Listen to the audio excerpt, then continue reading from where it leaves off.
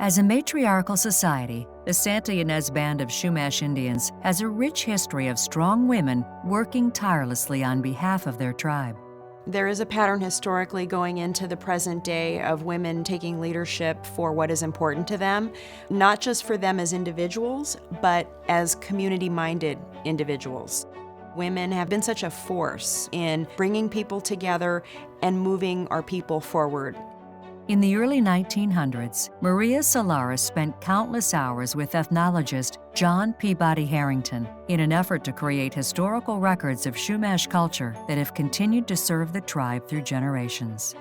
In the 1970s, Rosa Pace established a tribal health clinic on the reservation, which has evolved from a small trailer to a thriving facility, serving both the tribal community and the community at large.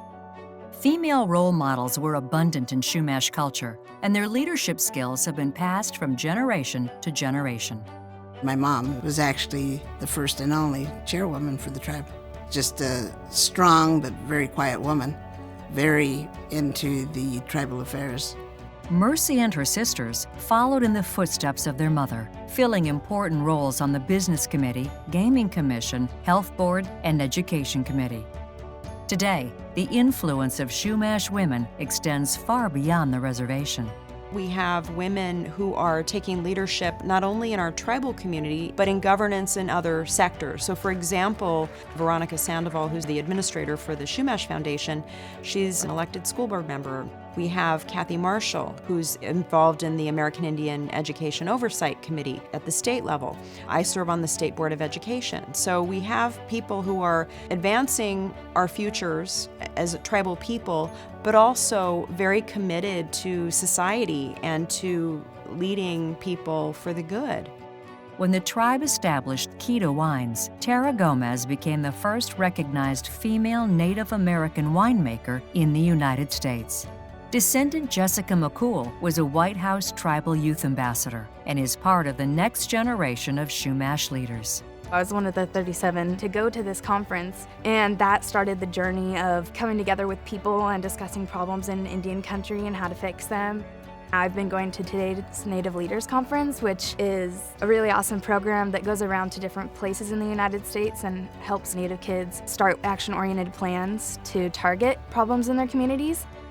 The efforts of Maria Solares to preserve her tribe's culture have continued through the tribe's culture department, led by Nakia Zavala. The department holds classes and programs with an eye toward preservation, including teaching the techniques of a long-standing Chumash tradition, basket making. When I had a chance to start basket weaving, of course my mom had done that. We stayed with tradition. We had to go out and pick our junkus. Then you have to dry it, and then you have to cut it, and then get that basket together and get those fingers working. And it's a lot of work, but it's fun. I've always grown up with a sense of culture in my life.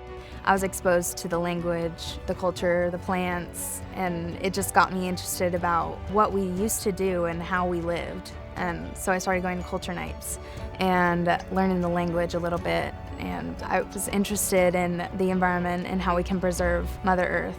It's important for the younger generation to preserve our culture because we're the ones that will carry it to future generations.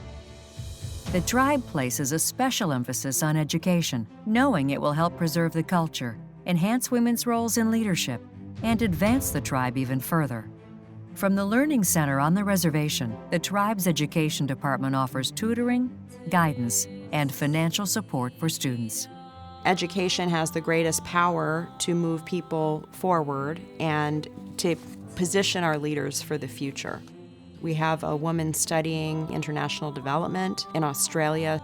We have a woman who just earned a master's degree in education. She has taken students to Paris to study the language. So people in our tribal community who are living abroad or in other parts of the world are really making a difference wherever they are. And I think that's what a woman can do. We're resilient, we're strong, we're flexible, and have the great power to affect change in the world. I think the education end of it has been huge. There's so much out there for the younger generation. I mean, they have choices, and they're taking those choices.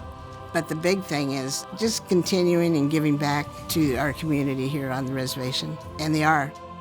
Tribal elders like Maria Solares and Rosa Pace laid the groundwork for strong Shoemesh women. The tribe now looks forward to the younger generation of women continuing to accomplish preservation and advancement. This younger generation is very confident in what they want to accomplish, especially in Native communities. I see resilience and a lot of strong young women who are very confident in changing things for the better, carrying on the stories of their ancestors, and this is how we're going to lay down a foundation for the future.